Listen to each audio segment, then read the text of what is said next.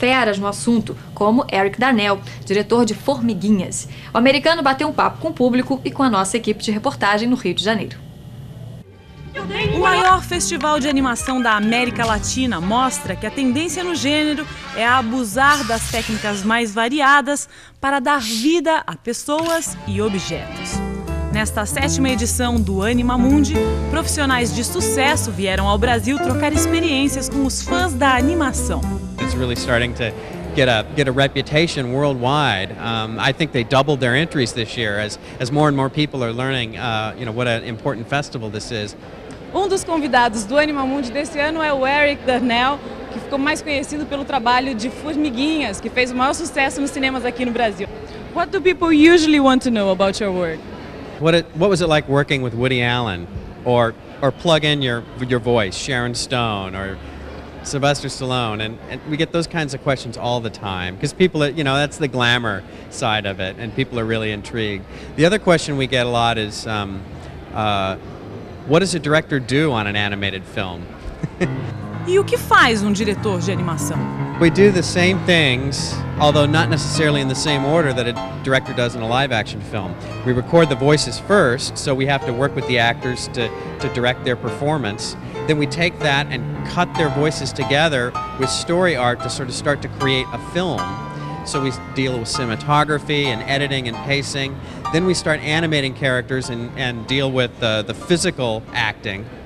Then we work with the composers and the designers and everything else that sort of has to come together to make the final film. Formiguinhas custou 60 milhões de dólares. Boa parte do orçamento foi gasto no cachê das estrelas.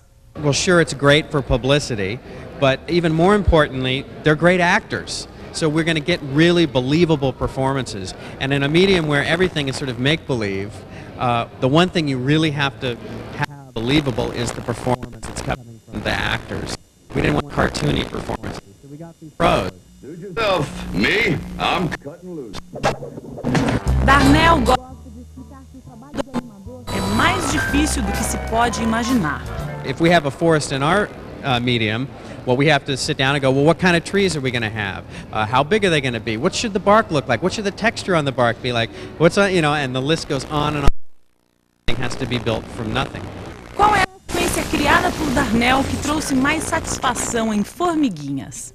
There's sequences with a water simulation, or the water comes splashing in. There's shots that have over 60,000 ants in them, and those are all incredibly impressive and very important for the film. But for me, some of the most rewarding shots are just those very subtle moments when a character is just clearly has a brain inside their head and they're really thinking. I mean, really, that character is just a series of ones and zeros on a hard drive somewhere. So to turn those ones and zeros into something that the audience can completely forget is computer generated or was made by anybody, and just identify with that character up on the screen. And when that's most successful through the look and the animation of the character, that's when I think I'm the proudest.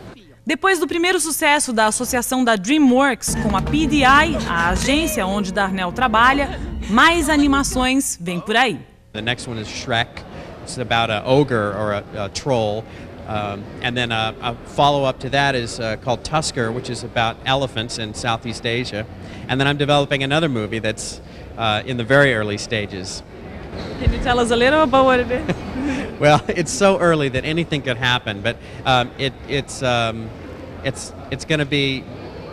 going to have a lot of music in it. That's what we know that much so far.